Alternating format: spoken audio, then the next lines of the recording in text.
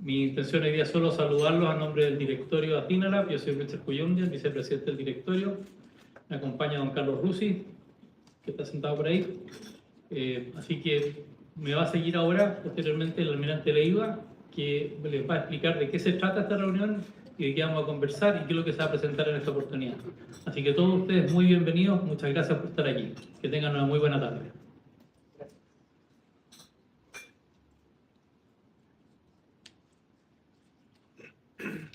Proyecto de nueva arquitectura de seguridad para Chile. Muy buenas tardes. Quiero en primer término sumarme a la bienvenida ya expresada por el vicepresidente del directorio y agradecer la presencia de una concurrida, distinguida y diversa audiencia compuesta por chilenas y chilenos que legítimamente buscan propuestas sobre seguridad que sean serias, fundadas y responsables. Propuestas que estamos convencidos de ser correctamente implementadas contribuirán de manera significativa a mejorar el entorno de seguridad y con ello la calidad de vida de nuestra sociedad, que hoy identifica este tema como su principal preocupación. Saludamos especialmente a los representantes de AmCham, en la persona de Roberta Valencia, aquí presente, expresidenta de esa institución, quien junto a su gerenta general, Paula Esteves, impulsó esta iniciativa al interior de la Cámara Chileno-Norteamericana de Comercio y apoyó decididamente el desarrollo de este proyecto. Reconocemos asimismo al equipo que promovió esta idea inicial, don Manuel José Prieto, Oliver Weinreich, Isabel Muñoz y el prefecto Pedro Aracena, quienes con genuino compromiso contribuyeron a difundir la propuesta y generar las instancias de trabajo colaborativo que se articularon junto a AmCham y sus asociados. Agradecemos también a quienes aportaron a su elaboración, representantes de la sociedad civil, ex autoridades de distintos poderes del Estado, asociaciones gremiales, empresarios, académicos, ex integrantes de las Fuerzas Armadas y de las policías y del Ministerio Público, así como numerosos ciudadanos que comparten un propósito común: legar a sus hijos y nietos un país en el que puedan desarrollarse con seguridad, paz y tranquilidad.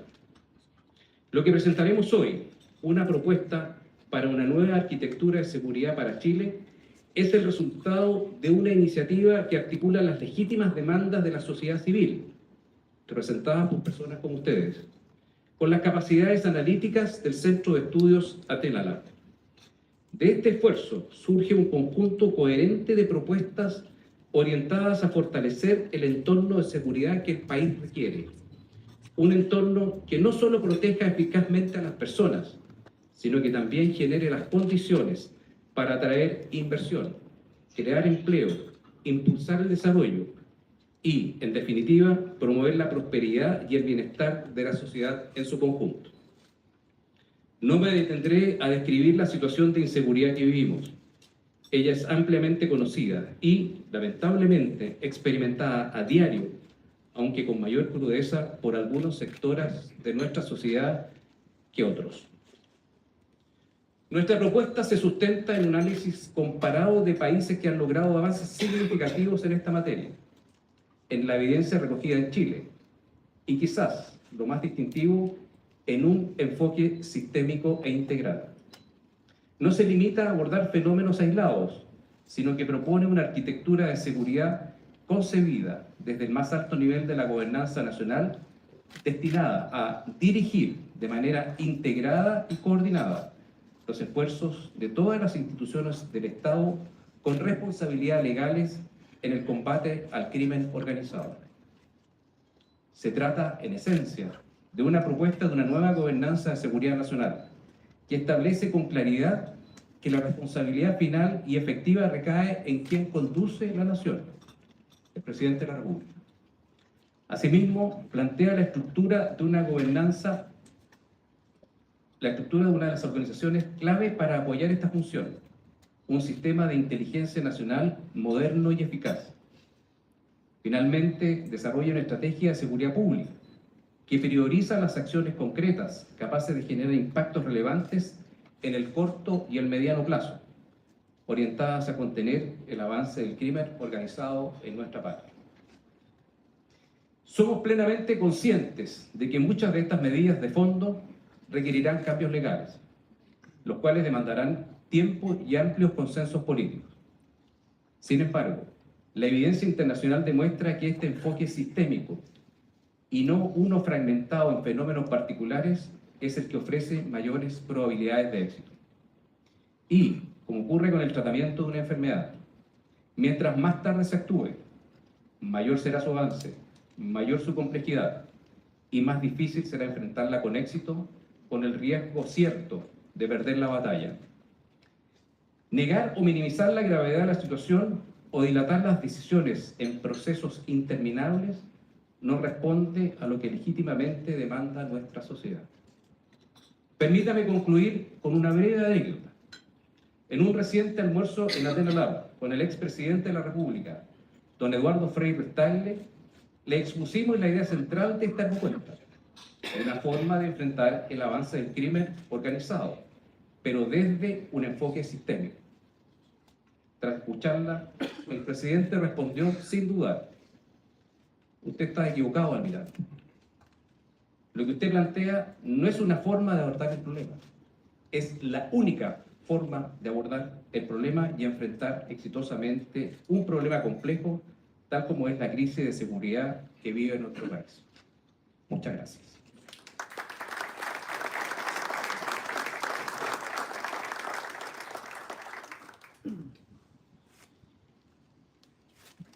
Invitamos a continuación a Roberto Valente, Past President de AmCham, a algunas palabras. Roberto.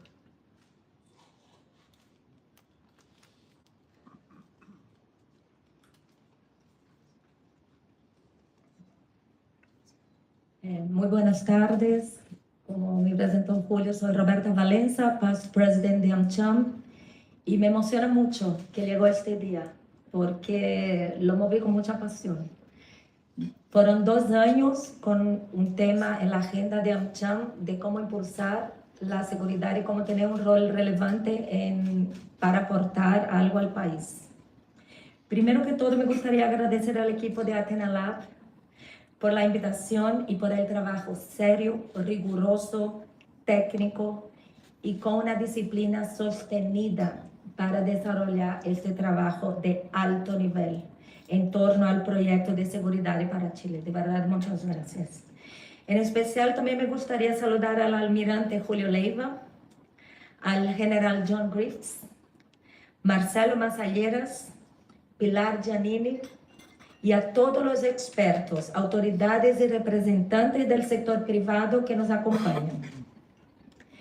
Desde AmCham, la Cámara de Comercio Americana, nuestro principio es impulsar la inversión y el comercio entre Chile y Estados Unidos. Y valoramos demasiado este tipo de iniciativa, porque contribuimos con evidencia, con tecnicismo y con data, análisis concretas para uno de los desafíos más grandes, profundos y urgentes que enfrentamos aquí en Chile.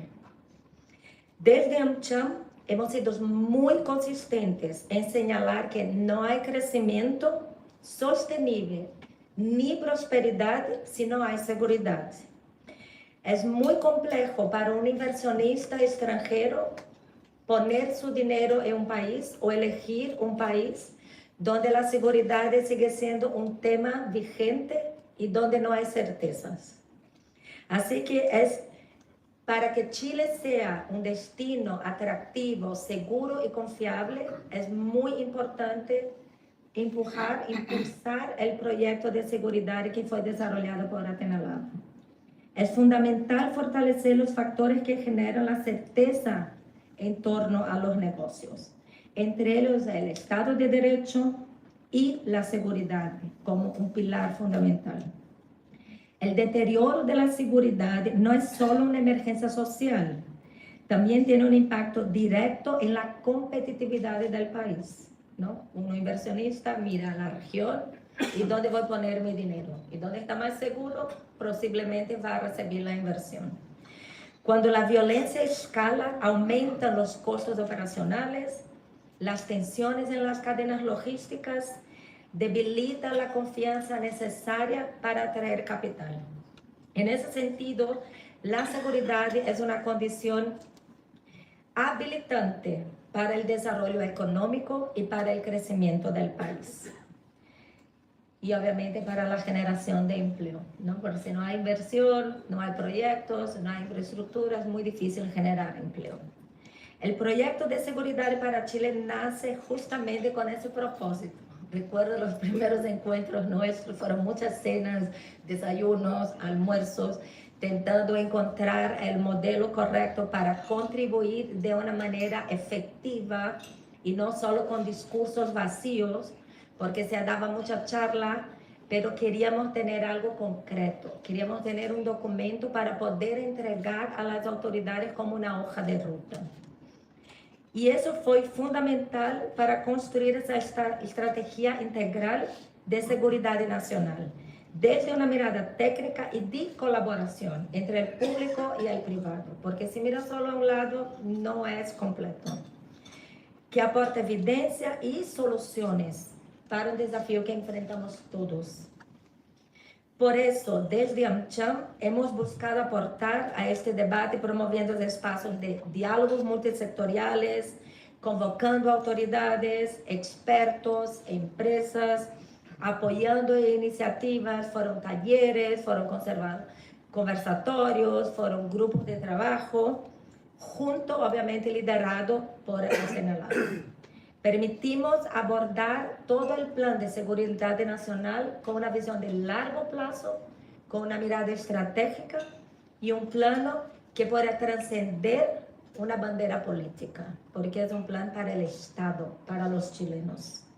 Durante el último año hemos realizado muchos conversatorios, ¿no? Fue incansable, el liderazgo incansable de los líderes del proyecto, yo doy fe. Fue muy emocionante, muy motivante y al final hoy vamos a celebrar el resultado de este esfuerzo.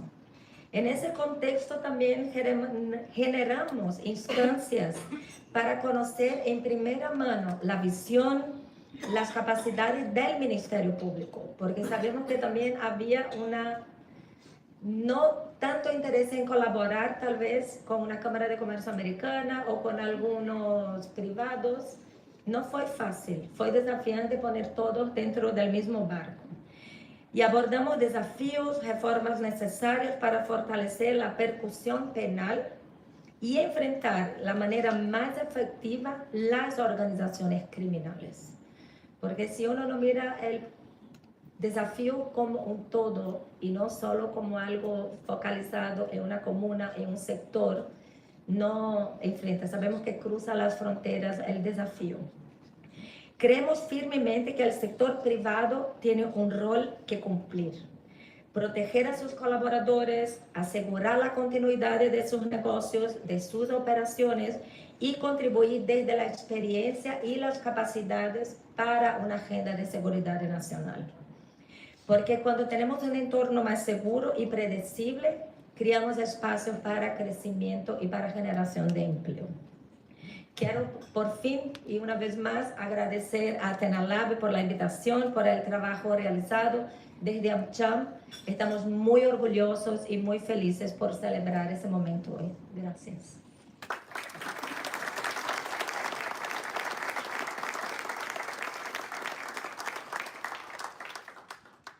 Bien. Muy buenas tardes. Me corresponde hacer la presentación oficial como parte del equipo de Atinalab. En primer lugar, deseo agradecer la presencia de todas las autoridades y asistentes al día de hoy a nuestra presentación. Como Atinalab, el Centro de Pensamiento, estamos orientados al estudio de las relaciones internacionales, la seguridad internacional, además de la defensa nacional. Los últimos días han sido particularmente interesantes en dichos ámbitos. Solo modo de ejemplo de cómo el viejo orden está evolucionando, rápidamente retirada, menciono los siguientes hechos.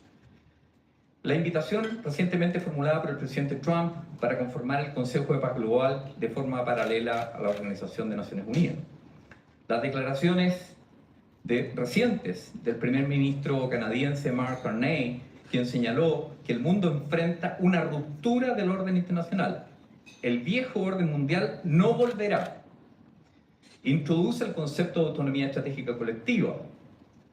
primer ministro propone una interpretación de soberanía como capacidad real, ya no jurídica, que se materializa en 3 áreas estratégicas: la energía, los alimentos y la defensa. Adicionalmente, y horas atrás, la reciente postura de Bill Gates, que define a la inteligencia artificial como la tecnología más transformadora creada por la humanidad, con un enorme potencial positivo, pero también con riesgos inéditos. Entre ellos, menciona el uso por parte de actores malintencionados, incluido el riesgo de bioterrorismo. Gates se centra en que a futuro existirán 2 factores claves para enfrentar este tipo de amenazas: la previsión, para anticipar problemas y prepararse, y la empatía, para actuar en favor del bien común. Habiendo definido el contexto, en consecuencia, en el desarrollo de nuestras actividades, hemos tomado conocimiento y observado ya desde varios años algunos patrones del contexto internacional que están afectando y que afectarán nuestro propio interés nacional. Entre ellos, la transición del orden internacional hacia una nueva polaridad que desconocemos. El aumento de conflictos y guerras en los últimos 20 años. Solamente en la década del 2010 hubo 45 guerras a nivel global. En la década del 2020, que no ha terminado y en pleno desarrollo, hay 56 conflictos armados. El uso de la fuerza afectando la seguridad del país llevado a cabo por actores no estatales, como grupos criminales y organizaciones ligadas al narcotráfico, que sí afectan la seguridad nacional del Estado como un todo. Confrontación y competencia geopolítica a escala global, que plantea preguntarnos si poseemos como chilenos algunas áreas de interés para las grandes potencias, más allá que solo los recursos naturales. Por cierto, claves en el actual escenario, como son el cobre, cobalto, litio, tierra rara, hidrógeno verde. La revalorización geopolítica de algunas posiciones bajo nuestra soberanía, como los pasos oceánicos del extremo sur de nuestro continente, Estrecho Magallanes, Canal Beagle, Mar de Drake. La proyección de un Chile tricontinental hacia la Antártica y también hacia la Polinesia, gracias a nuestro dominio de la isla de Pascua. El extenso litoral del Pacífico, que constituye una fuente de riqueza, pero también es un factor clave de moderación de nuestro clima. El desierto chileno y su particular condición de observar no solo el cosmos, sino de monitorear posiciones satelitales de diversa altura, solo por mencionar algunos, y clave para la dimensión espacial. En consecuencia, creemos que la seguridad es un logro de la sociedad moderna y constituye un gran avance civilizatorio que ha domesticado y sometido la violencia. De esta forma, la seguridad individual se ha convertido en un derecho y la seguridad pública en un deber del Estado. Todo lo anterior entonces nos obliga a determinar, hoy más que nunca, qué riesgos, amenazas y también oportunidades podemos enfrentar como país en los próximos 20 años. Junto con lo anterior, preguntarnos qué institucionalidad tenemos que enfrentar a nivel estatal para estos desafíos. A modo de ejemplo, señalar si es que contamos o no con un robusto sistema de inteligencia nacional. No para los desafíos de hoy, para los desafíos que están a la vuelta de la esquina. O hemos desarrollado una estrategia de seguridad pública que integre todas nuestras capacidades para enfrentar el crimen organizado transnacional, entre otras amenazas. Bill Gates, cierto que hablaba de la prevención y la empatía, nos preguntaría hoy día, ¿cuáles son las previsiones que Chile está adoptando en estas materias? La respuesta de nuestro equipo es que estábamos trabajando en la dirección correcta, desde que partió formalmente Atinalab el año 2019. Ya en el mes de agosto de ese año, nos correspondió proponer un documento denominado Propuestas para un Sistema de Inteligencia Nacional, es el que se complementó con otros sucesivos, destacando la propuesta en el año 22 referida a la seguridad del Estado de Chile, entre muchas otras publicaciones, para poner a disposición de la comunidad nacional ideas y acciones que ayuden a enfrentar esta situación con las que razonablemente nuestras posibilidades de éxito sean más positivas. Lo hacemos con humildad, sabiendo que no somos ni dueños ni notarios de la verdad. Solo nos motiva a trabajar por un Chile mejor, próspero y seguro. En consecuencia, el día de hoy finaliza un proyecto de reflexión y maduración que debiera continuar mejorándose por el bien de nuestro país. Agradezco al equipo que me ha tocado dirigir y coordinar por su esfuerzo y dedicación. A Marcelo Mazallera, encargado de la propuesta de Arquitectura de Seguridad Nacional. Esta iniciativa busca ser el nivel más alto de integración y coordinación del Estado para anticipar y enfrentar los principales desafíos y amenazas que lo impactan. Sin embargo, Dicha tarea no estaría completa si no se contara en el mismo ámbito con un robusto sistema de inteligencia nacional para los retos de hoy y principalmente del futuro, que constituye un segundo aporte liderado por quien les habla. De igual manera, a Pilar Giannini, por la propuesta sobre las consideraciones generales para una estrategia de seguridad pública, la que en el caso nacional sí cuenta con una arquitectura para llevar a cabo lo anterior, me refiero al Ministerio de Seguridad Pública. Existe plena conciencia de que el país requerirá una estrategia de seguridad nacional y una propia inteligencia nacional, pero se estima que primero se debe contar con la institucionalidad respectiva y luego con el documento. En otras palabras, las estrategias no funcionan solas, no son un fin, son un medio, sino que forman parte de una estructura que la guía, que integra y coordina esfuerzos de diversos actores. Primero, en consecuencia, se debe tener dicha base o estructura y luego podemos generar la estrategia más adecuada. En dicho camino, también agradecemos al directorio de Atinalab, encabezado por Nicolás Ibáñez y Richard Koyunyan, por confiar y apoyar decididamente este trabajo, así como el Consejo Asesor, representado por el almirante Julio Leiva, junto a otras organizaciones como ANCHAM, que ofrecieron su apoyo e instalaciones para sostener instancias de discusión académica y poner a prueba las propuestas que hoy se ponen a disposición. Para nosotros ha sido muy provechoso abordar estos temas que ahora se difunden a la comunidad nacional, con la esperanza de que sirvan para continuar trabajando por la seguridad de Chile, así como por su desarrollo y bienestar. Atinalab siempre estará dispuesto a cooperar en dicho esfuerzo y desafío, como dice nuestro lema, orgullosos de nuestro pasado y focalizados en nuestro futuro. En consecuencia, invito a Pilar Giannini y a Marcelo Masallera, por favor, adelante para dar inicio a la exposición. Mi nombre es Marcelo Masallera. Voy a compartir con ustedes lo que nosotros consideramos como aquellos aspectos generales que se requieren para diseñar e implementar una arquitectura de seguridad nacional.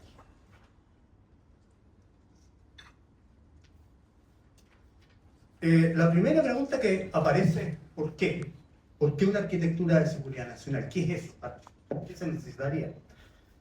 A estas alturas pareciera ser evidente. No lo era hace 5 años atrás cuando apuramos el paso en esto.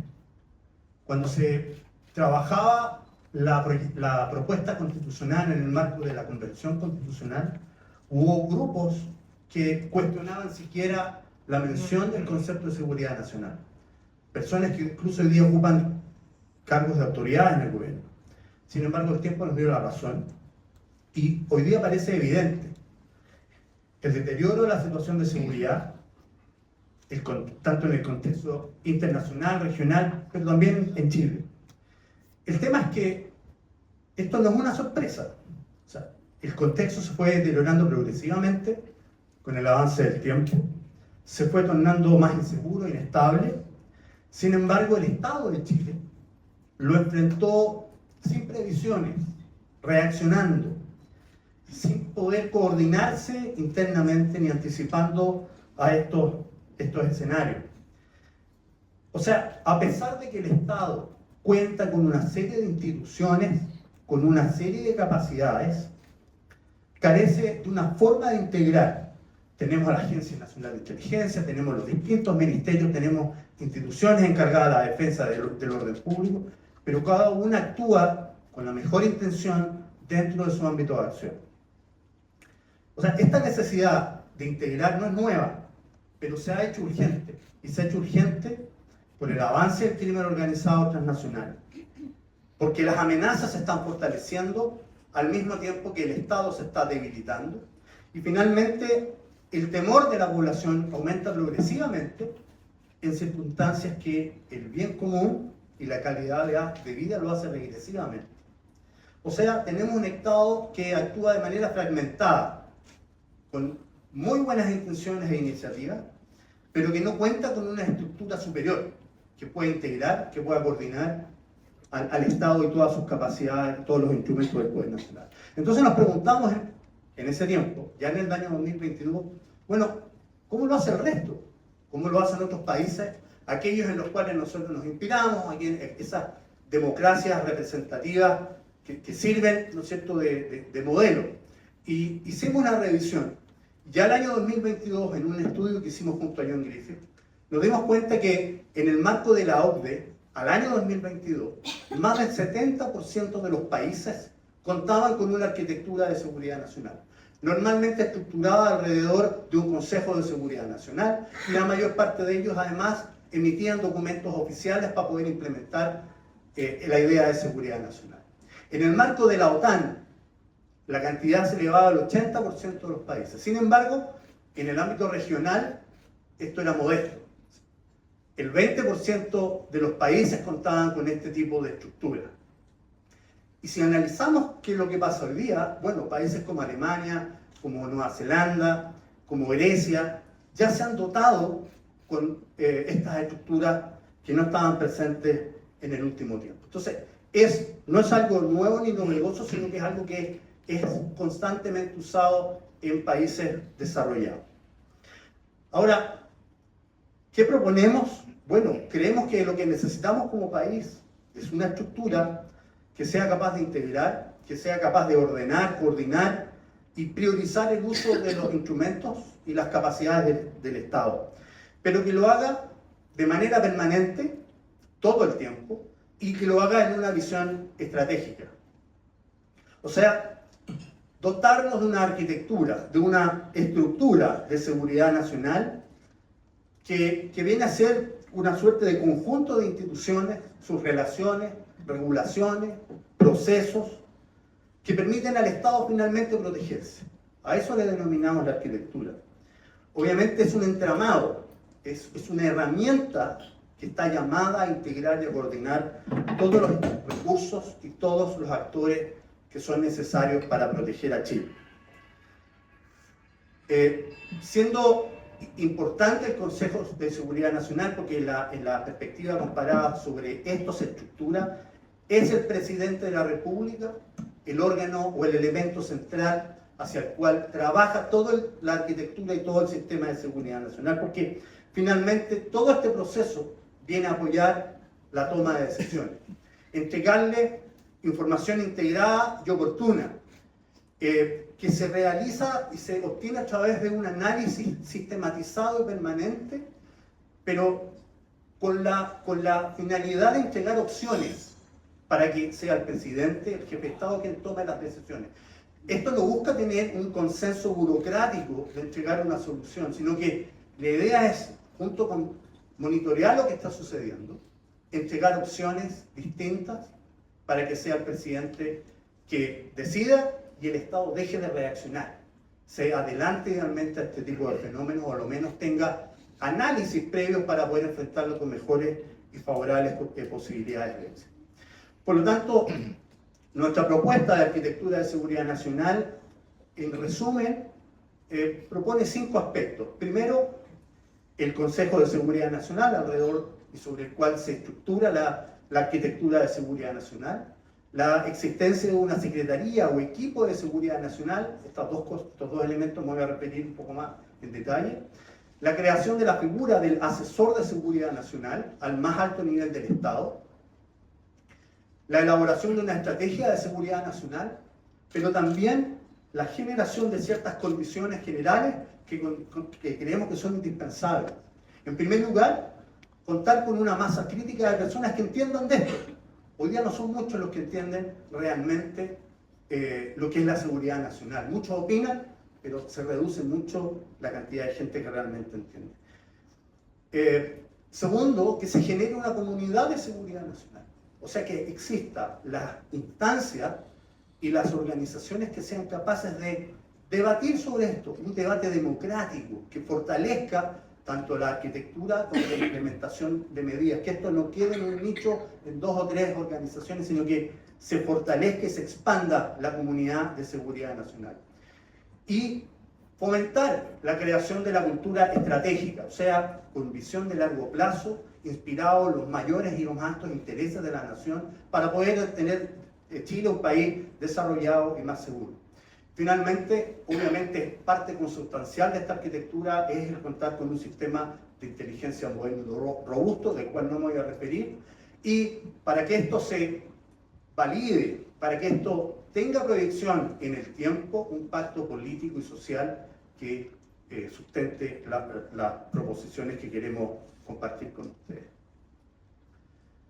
Esta arquitectura la concebimos con un elemento central que es el presidente. Y alrededor de esta figura nos imaginamos 5 esferas. La esfera interior, obviamente, es la esfera de las decisiones y está representada por el presidente y sus asesores más directos. Él tiene la función de tomar decisiones y obviamente el control general de la arquitectura. Alrededor de esta esfera de las decisiones está la de asesoría, pero una asesoría técnica, permanente, del más alto nivel de la conducción política, y que está representada obviamente por el Consejo de Seguridad Nacional, el asesor de Seguridad Nacional y los organismos de inteligencia. Inmediatamente sobre esta esfera nos imaginamos una esfera de ejecución, o sea, aquellas instituciones que son las encargadas de poner en obra la estrategia y las decisiones que adopte el primer mandatario, estrategias, políticas, acciones. Las primeras que se vienen a la mente son obviamente el servicio exterior, las Fuerzas Armadas, las Fuerzas de Orden y Seguridad, el sistema de inteligencia, pero esto no termina ahí. Y no termina ahí porque va a depender del tipo de problema y crisis que enfrentemos, el cómo se va a ir alimentando esta organización. Si estamos enfrentando un problema que está relacionado con infraestructura crítica, por cierto, que en este consejo, en esta estructura, van a tener que intervenir ministerios como el de energía, por ejemplo, el de Minería. ¿Perdón? Minería. El de minería, etc. O sea, es una organización flexible y que tiene que crecer o disminuir de acuerdo a las crisis que se enfrentan. Posteriormente, debe haber una esfera de control, un control democrático, materializado, ¿no es cierto?, por el Congreso Nacional, por cierto, por la Contraloría General de la República, obviamente el sistema judicial de manera de la supervisión de las acciones que se llevan adelante, inspirados en la Constitución, las leyes y las disposiciones administrativas, pero en este sentido es muy valioso la participación de la sociedad civil, la prensa, las organizaciones como la academia, los centros de estudio, son indispensables para el control de lo que lleva adelante esta arquitectura de seguridad nacional. Y la última y la quinta es la esfera de la colaboración, el trabajo interagencial. El trabajo interagencial, obviamente, de las organizaciones públicas que son parte del Estado, pero también de la sociedad civil, las ONG, etc. Así visualizamos esta arquitectura. Como les mencionaba, siendo el presidente la parte central, la arquitectura se articula alrededor de un Consejo de Seguridad Nacional, que es el que mostramos en este momento en la transparencia. Y aquí se distinguen fundamentalmente 4 elementos o 4 niveles. Obviamente el nivel de la decisión política, que lo lleva adelante el presidente de la República, con sus asesores más directos. Un nivel de la asesoría política, que está encabezado por los ministros del Interior, de Relaciones Exteriores, de Defensa y de Seguridad Pública, y todos aquellos otros que sean necesarios de acuerdo a la emergencia, a la crisis que se lleve adelante o al problema que se quiera solucionar. Un punto importante en esto es que el Consejo, a diferencia del Consejo de Seguridad Nacional, que hoy día está en la Constitución en los artículos 106 y 107, este es un Consejo eminentemente civil, político y permanente, si lo queremos diferenciar. Y un tercer nivel, que es el nivel del más alto nivel de la asesoría técnica, donde encontramos al director de inteligencia, de la Agencia Nacional de Inteligencia, por cierto, por las Fuerzas Armadas, las Fuerzas de Orden y Seguridad, encabezadas por sus directores y comandantes en jefe, y aquellos representantes o asesores que la situación demande que se integren a este consejo. Y por último, el cuarto nivel, o en la cuarta área, está el equipo o la Secretaría de Seguridad Nacional. Y que es importante destacar, porque es el equipo el cual va a ser, eventualmente, el motor del Consejo de Seguridad Nacional y por ende el motor de la arquitectura de seguridad nacional. Es un organismo técnico de trabajo permanente que da la continuidad y la confiabilidad al trabajo. Es quienes están visualizando las amenazas ponderando los riesgos. Son aquellos que van a proponer las alternativas porque tienen en su interior, por un lado, aquellos representantes de las funciones del Estado, relaciones exteriores, defensa, seguridad pública, etc. Y por otro lado, aquellos analistas y expertos que son los que monitorean ya sea las áreas o geográficas, zonas de interés, para qué decirlo, vecinal o regional, pero también aquellos fenómenos que más directamente están afectando la seguridad del Estado, como podrían ser hoy, ¿no es cierto?, el terrorismo, el crimen organizado, el ambiente del ciberespacio, etc. Por lo tanto, este equipo es el motor técnico y permanente que empuja toda la estructura de la seguridad nacional a través del Consejo de Seguridad Nacional, que finalmente debe elaborar la estrategia de seguridad nacional. Ahora, ¿cómo pensamos que esto puede implementarse? Bueno, vemos tres caminos, que no es que sea uno u otro, son totalmente complementarios. Uno es el camino constitucional, vale decir, modificar la constitución política, derogando o modificando los artículos 106 y 107, donde está consignado el Consejo de Seguridad Nacional, que hoy día está en ese documento. Sin embargo, asumimos que eso es de muy largo plazo, porque necesita acuerdos que no son fáciles ni inmediatos. Pero esa es la solución de largo plazo. A mediano plazo, vemos un camino legal, y es implementar un organismo, que obviamente no puede llamarse igual que el Consejo de Seguridad Nacional, se llamará Consejo de Seguridad del Estado, o finalmente el nombre no es lo más relevante, que a través de una ley permita su organización y su puesta en marcha, lo que le va a dar más estabilidad, por cierto, y facilitará la asignación de recursos. Sin embargo, como el problema lo tenemos ahora, como el problema y la gravedad y la urgencia es ahora, creemos que hay una tercera alternativa, que es la vía administrativa. Y lo que pensamos que es factible es concentrar en la asesoría presidencial directa, lo que conocemos como el segundo piso, al asesor de seguridad nacional, y alrededor de él el estructurar esta Secretaría de Seguridad Nacional, y a través del presidente, ¿no es cierto?, y las atribuciones que tiene para el servicio diario, poder articular esta arquitectura de seguridad nacional. O sea, una solución constitucional de largo plazo, legal de mediano plazo, o inmediata, más bien de carácter administrativo. Pensamos que se puede llevar adelante, y los recursos que demanda no son tan sustanciales y cuantiosos. Con esto, creemos que la inquietud hoy día no es si Chile necesita o no necesita una arquitectura de seguridad nacional. Yo creo que la inquietud que nos tenemos que plantear es por qué Chile aún no tiene una arquitectura de seguridad nacional. Este sistema que hoy día tenemos es más bien reactivo, improvisa ante cada una de las crisis que enfrenta, y la propuesta justamente ataca a eso.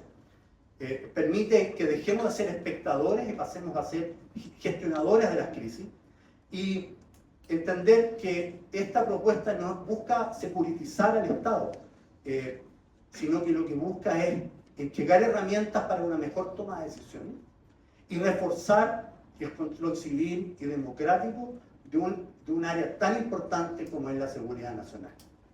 Gracias.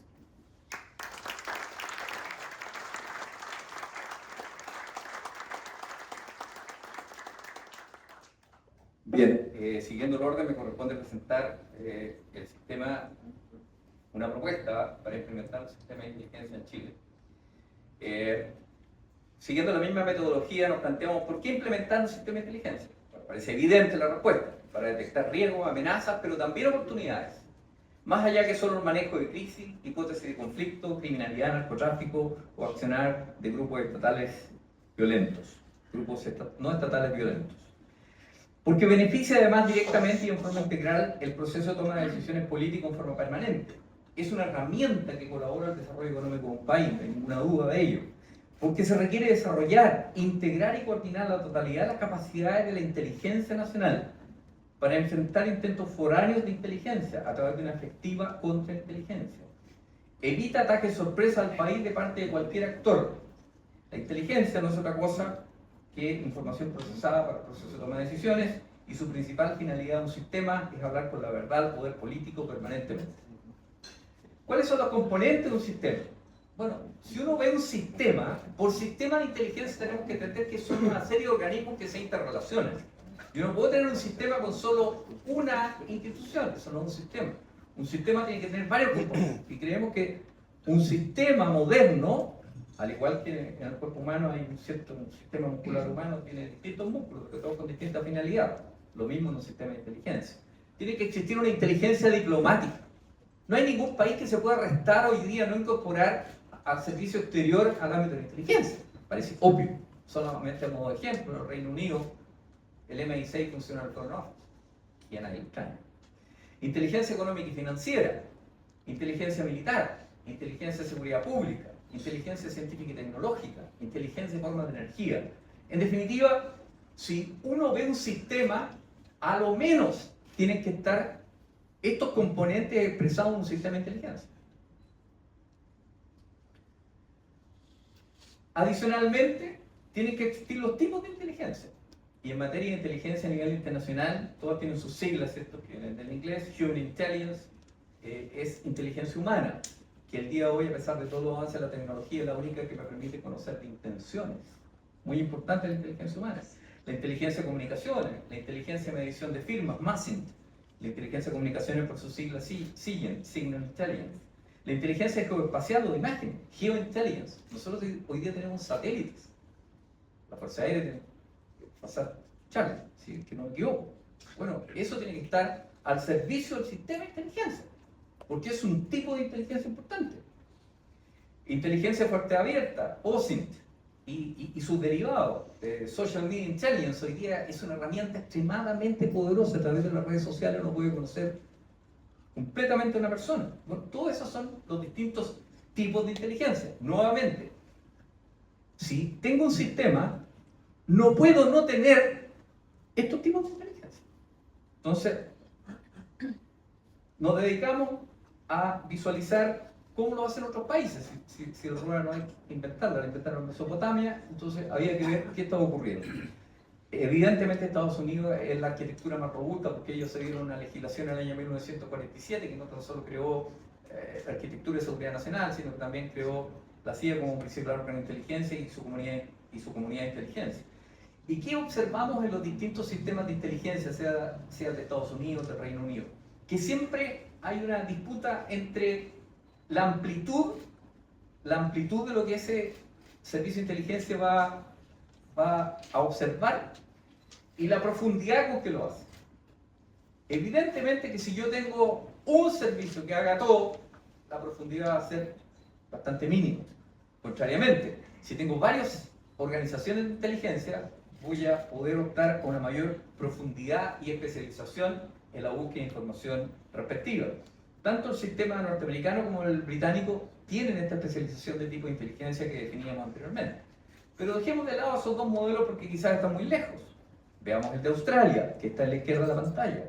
Nuevamente, el de Australia es coherente con esta definición que aquí estamos presentando, de tener varios tipos de inteligencia.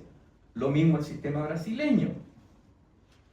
El sistema francés, que es un poco diferente, pero quizá de menor amplitud, pero también cumple con tener todos estos tipos de inteligencia integrados en su sistema.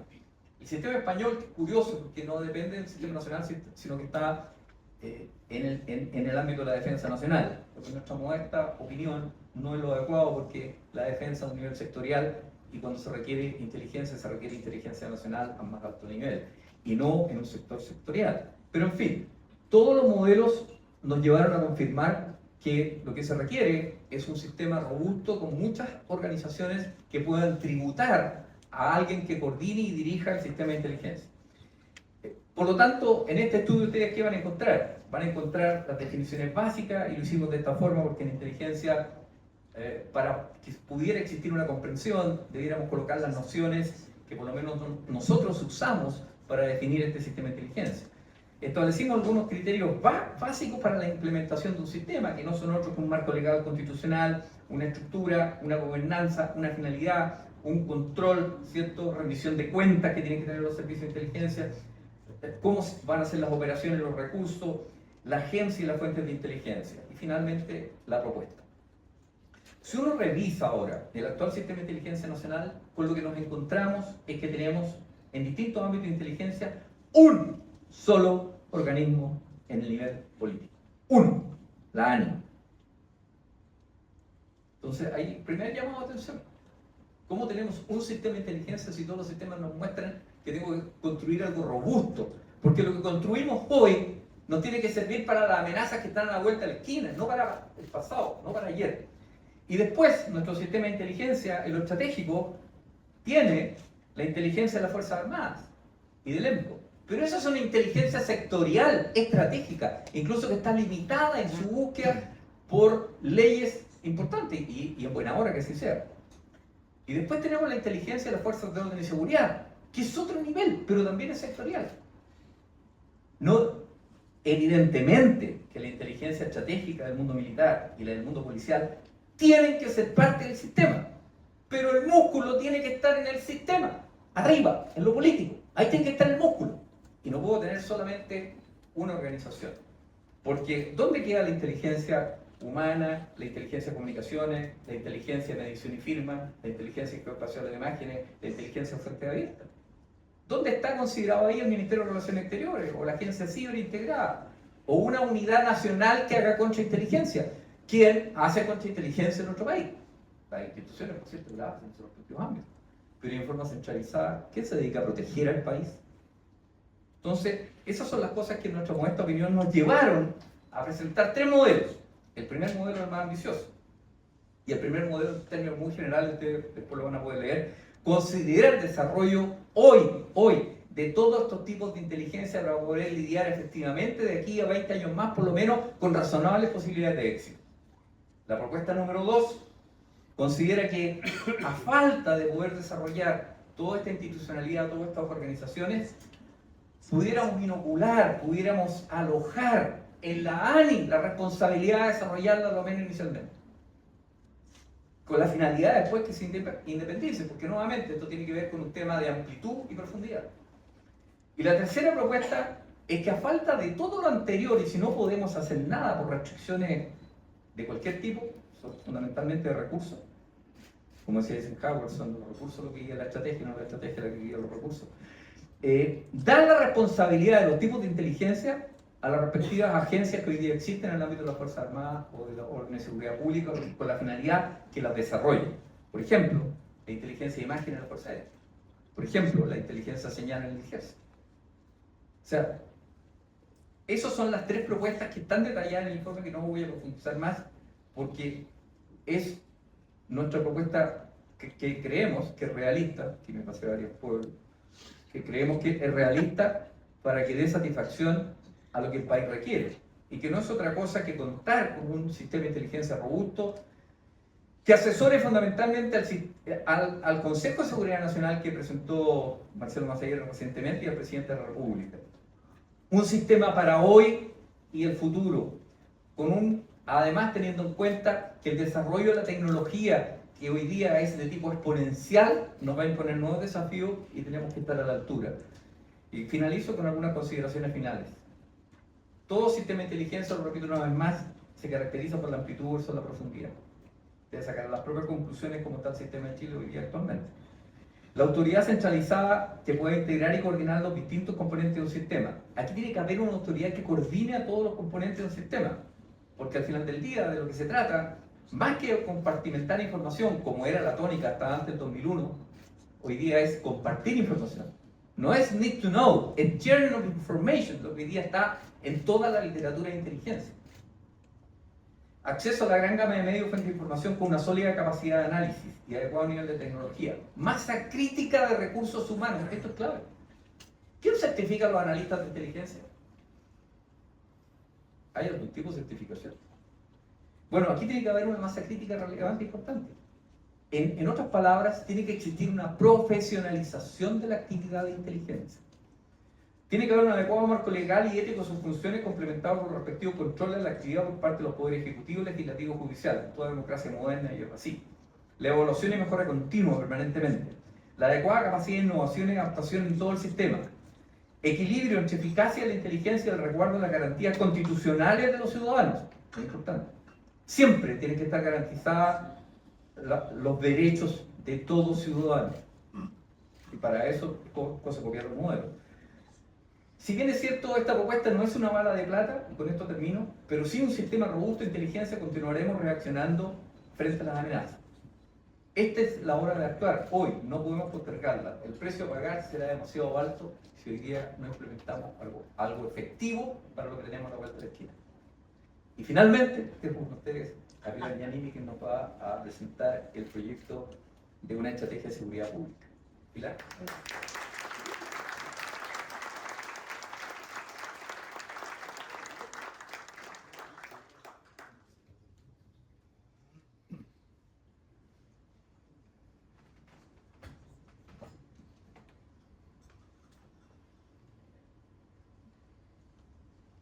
Este es el documento de una estrategia de seguridad pública, pero no abordamos todos los desafíos de seguridad, sino que nos centramos en el crimen organizado, que es probablemente el mayor dolor de cabeza que hoy día enfrentamos en materia de seguridad.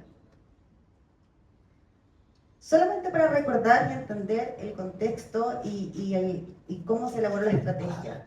Nosotros identificamos 3 causas del aumento del crimen organizado. Hay factores que son estructurales. Estamos en la región más violenta del mundo, donde solamente con el 8% de la población tenemos un 37% de homicidios. Una región pobre y una región donde efectivamente se produce la droga.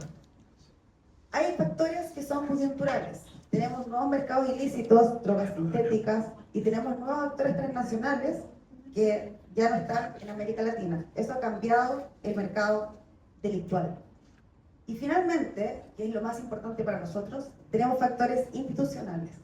Acá, como hablaba anteriormente, hay una falta de arquitectura, de institucionalidad, hay una falta en el sistema de inteligencia, pero también hay un problema en la ineficiencia de los sistemas de seguridad pública y de justicia que ponen en riesgo la calidad de la democracia, porque las personas muchas veces se ven defraudadas de que no encuentran soluciones a sus problemas de seguridad. ¿Dónde vemos las manifestaciones de crimen organizado? Bueno, acá les quiero presentar 4 gráficos que creo que muestran muy claramente a qué nos estamos enfrentando. El primer gráfico son los delitos de mayor connotación social. Esta es la página del STOP, que muestra un catálogo de delitos dentro de este estado: homicidio, robo con violencia, robo con intimidación, hurtos, etc. Hasta no tengo puntero, pero si ustedes se fijan, en el año 2018 al año 2025, ¿hay un peor panorama en materia de seguridad?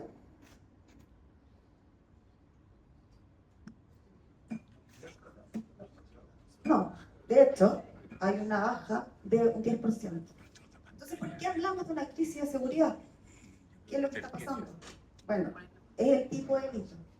Acá, segundo gráfico, índice de temor de la Fundación Paz Ciudadana. Ahí les muestro el pic de 37% en el año 2023. El año pasado bajó 3 puntos, pero no es estadísticamente significativo. Y esto es preocupante. La seguridad es un derecho, el temor hace cambiar la conducta de las personas. Las personas dejan de salir, las personas cambian su conducta, las personas dejan de confiar en otros. Tercer gráfico, secuestros en Chile. 141% de aumento en la última década. Y finalmente, la tasa de homicidios. La tasa de homicidio que se ubicaba en alrededor de un 4%, tuvo un pic a un 6,7%, ahora se logró bajar a un 6%, aún así sigue siendo alto, en perspectiva comparándose con el mismo país. Pero acá, además, vemos un problema de concentración territorial. ¿Alguien me puede decir cuál es la tasa de homicidios de Alto Hospicio? ¿Se lo imaginan? 20 por cada 100.000 habitantes. Wow. Ese es el promedio de la región. En ese sector nos ubicamos igual que los países del resto de América Latina. No somos excepcionalidad. Proporción de imputados de homicidios consumados por año. ¿Qué nos muestra este gráfico? Si vieron el tiempo, cada vez más hay una disminución en el último año, pero la proporción de personas del imputado conocido, es decir, quién fue la persona que asesinó a otra, es desconocida. ¿Y esto por qué? Porque cada vez es más al azar. Es por sicariato, por encargo, no es en contexto de violencia intrafamiliar. Esta es otra manifestación que vemos en el crimen organizado. En el gráfico siguiente ven el ingreso por pasos no habilitados por año. Ha habido una baja, pero aún seguimos en un pic. Si vemos respecto a años anteriores, esta información de la PDI proporcionada por Transparencia. Y finalmente, otro dolor que tenemos en nuestro sistema de seguridad es el sistema carcelario. Ahí pueden ver el porcentaje de uso de capacidad carcelaria, estamos muy por sobre. Y además, el porcentaje de población extranjera en el sistema carcelario. Con un 8% de la población, tenemos en algunos delitos 20% de extranjeros, como los delitos de drogas. Entonces, ¿qué es lo que queremos transmitir? La seguridad pública, que es la estrategia que les queremos presentar, hoy día el crimen organizado no es un problema de seguridad pública, es un problema de seguridad nacional. Por tanto, tiene que ser abordada con todas las capacidades del Estado, con todos los actores y con todos los recursos que tenemos, porque es un problema urgente. ¿Cuáles son las condiciones básicas para la estrategia? Nosotros identificamos 4. Primero, una arquitectura de seguridad nacional que se puede hacer de manera inmediata, como comentaba Marcelo. Un sistema de inteligencia nacional clave. Presupuesto suficiente, obviamente. Y cuarto, voluntad política. Sin un acuerdo nacional, sin voluntad política, es imposible llevar a cabo cualquier estrategia. Esta estrategia tiene una visión, que es construir un Chile seguro y confiable, con un desarrollo pleno, en paz y libertad, con instituciones fuertes y transparentes y seguras. Está basada en 3 objetivos estratégicos. Tenemos 7 ejes estratégicos y cada uno de sus ejes tiene medidas y programas. Voy rápidamente por cada uno de los ejes para que después ustedes lo pueden leer en el documento, pero para que entiendan el fondo de por qué nos enfocamos en estos 7 ejes. Primero, institucionalidad e integridad del sistema de seguridad pública. Es un pilar fundamental. Sin transparencia y evaluación continua, hay tentación de corrupción. Nosotros básicamente proponemos 3 medidas. En primer lugar, materializar los reglamentos de seguridad. Todos saben que el Ministerio de Seguridad Pública empezó a funcionar en abril del año pasado, pero aún faltan reglamentos que implementar. Hay leyes relacionadas como la de fortalecimiento de la seguridad municipal. No existe reglamento. Hay varios reglamentos que hay que dictar y eso debe ser de urgencia, porque si no, no puede funcionar de manera adecuada el Ministerio de Seguridad. En segundo, proponemos una unidad anticorrupción alojada dentro de la Contraloría. Y tercero, una unidad de seguimiento de políticas públicas y de programas. Los programas, acá estamos hablando de recursos públicos, los programas tienen que ser evaluados y hoy día escasamente hay pocos programas que son evaluados por DIPRES o evaluación social. En materia de prevención solamente hay 2. El de Senda y el programa Lazos, que tienen evaluación positiva. Los demás no tienen evaluación y podrían ser cuestionables. Un segundo eje es la efectividad en la prevención. Lo que buscamos acá es reducir los factores de riesgo social, ambiental, que facilitan la delincuencia, con un enfoque en la persona, la comunidad y el territorio. Acá, recordar que la prevención es situacional, cuando disminuir los factores de riesgo en el territorio, social, enfocada en la persona, y territorial, nos centramos en presencia del Estado en el territorio. Sin Estado en el territorio, es terreno fértil para que sea captado por organizaciones criminales. Acá, en términos de programas, proponemos fortalecer programas basados en la evidencia exitosos, como los que les comenté, pero también la literatura comparada nos habla de otros programas. Les puedo contar que hay uno que se llama GREAT, que se aplicó en Baltimore y que tiene una exitosa reducción de 56% en homicidios y 44% en tiroteos, y está medido por universidades de forma autónoma. Hay otro programa que se llama Gun Resistance, que también se aplicó en Estados Unidos, en Honduras, y este programa busca que personas que tienen perfil de meterse en organizaciones criminales no lo hagan. La medición por la Universidad de Missouri, que se realizó hace poco, muestra que hay un 39% de probabilidades de no ingresar a organizaciones criminales si son intervenidos tempranamente. También estamos pensando reformular definitivamente la formación ciudadana. Hoy día no está estandarizada y creemos que la formación ciudadana es clave para generar ciudadanos con enfoque de seguridad. Integración, acá lo decía Roberta, integración tecnológica pública-privada. En otros países existen fondos para empresas para que postulen a proyectos de prevención y creemos que es una buena práctica que debe ser imitada. Y finalmente, la cara visible del Estado en el territorio, muchas veces el mundo municipal, que es la primera puerta a la que llega un ciudadano de pie. Bueno, fortalezcamos también la seguridad municipal y el acceso a los programas a través de la municipalidad. El eje 3 es la efectividad en el control y persecución. Acá lo que buscamos es mejorar la coordinación policial, la inteligencia, fortalecer tecnológicamente al Ministerio Público, y acá, de frente, no sé si muchos de ustedes que quizás no conocen, pero UFED para todas las unidades, peritos para todas las fiscalías, formación para los fiscales, recursos para la heredia. Hay un programa del Ministerio Público con inteligencia artificial que ha sido premiado. Bueno, expandámoslo. Blindar puertos y aduanas. Hoy día se realiza el 3% de las cargas. No solamente con tecnología, también estamos hablando de inteligencia en dónde, qué mirar. Todo esto busca fortalecer la tasa de esclarecimiento de delitos. Y también dos medidas más que quiero destacar. Un ejemplo es el envío de huellas de todas las personas que se registren en la banca para que las policías tengan mayor tasa de éxito en el registro biométrico. Una placa patente única, como se hace en Estados Unidos. Y un centro de medidas cautelares que hoy día no se usa en medidas cautelares y la prisión preventiva es usada, a mi juicio, en exceso. Cuarto eje, reforma integral al sistema penitenciario. Las cárceles no pueden ser el centro de mando criminal.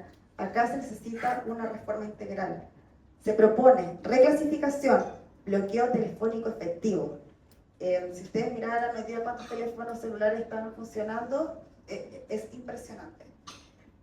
Si queremos aislar a líderes de bandas, bueno, miremos los países que ya lo han hecho, mafia italiana. Las cárceles, los líderes de bandas criminales no están con los reos comunes. Las cárceles, si quieren tener aislamiento telefónico, no pueden estar en el medio de la ciudad. Es imposible bloquearlas, imposible. Acá también cambiar a Gendarmería, que es una propuesta que ya ingresó el gobierno de turno a dependencia del Ministerio de Seguridad y la posibilidad de que no puedan tener asociaciones gremiales, pero nosotros vamos un poquito más. Hace un par de años se aprobó la ley de modernización de las policías, que crea todo un modelo de gestión, de control de gestión. Acá la Policía de Investigación y Carabineros de Chile tienen modelos de gestión con planes estratégicos, planes operativos y planes administrativos que se coordinan con el Ministerio de Seguridad hoy día. Bueno, no es solamente pasar a Gendarmería, pongamos el mismo estándar que hoy día tienen nuestras policías. Reinserción. Efectividad en reinserción y rehabilitación. Si ustedes miraron hoy día cuál fue el último estudio de efectividad de la reinserción, no lo creerían, 2018. No hay ningún estudio que muestre que lo que estamos haciendo en materia de reinserción funcione. Hay recursos que no sabemos si están siendo bien invertidos y si queremos trabajar en la reinserción, lo tenemos que hacer en serio. Por tanto, buscamos cambiar el sistema penitenciario. Acá también la segmentación carcelaria es vital. También estamos creando incentivos para la contratación de personas que efectivamente tengan reinserción y fortalecimiento de los programas basados en la evidencia que en otros países ya se hace. Modernización de las policías. Contar con instituciones policiales modernas, tecnológicas, avanzadas y legítimas, con estándar de profesionalismo y respetar los derechos humanos. Acá buscamos básicamente redefinir la función y buscamos especializar. Hay un estudio de la Fundación Paz Ciudadana de hace unos años que muestra que en el caso de Carabineros de Chile cumplen más de 100 funciones. Así es imposible hacer prevención. Si cumplen 100 funciones es imposible estar en el territorio. Hoy día la cobertura policial es menos del 50%. Carabineros no puede estar en el territorio porque tiene muchas tareas que cumplir. También tenemos un problema crítico en que las policías son auxiliares del Ministerio Público y el Ministerio Público elige con qué policía trabajar. El problema es que la distribución de las policías es designada por el mando. Proponemos que el Ministerio Público, en base a la votación establecida por los mandos de las policías, en coordinación claramente con las prioridades de un gobierno, se pueda decidir con qué policía trabajar. Porque no hay carabineros en todas partes y no hay policía, oficiales de la Policía de Investigación en todas partes. La votación está dada por carabineros. También mejorar las condiciones laborales en zonas críticas.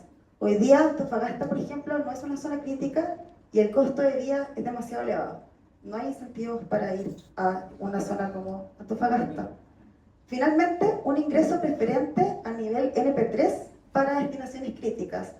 No se trata solamente de recursos para que los policías se vayan a zonas críticas. Nosotros creemos que si un oficial de la policía está en una zona crítica y nosotros le aseguramos un acceso preferente a la formación, ese policía sí va a tener incentivos para ir a zonas peligrosas, no es solamente recursos.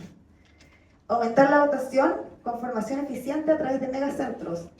Estamos pensando en aumentar la dotación. En el caso de Carabineros, en 1.000 efectivos, hay un estudio del BID, y lo decimos con súper alta responsabilidad, que muestra que a través de megacentros se hace economía de escala y sí se pueden formar esas cantidad de policías.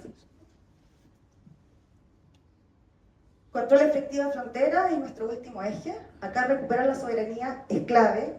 Proponemos una policía militar fronteriza, tal como existe la Directemar, pero en el ejército.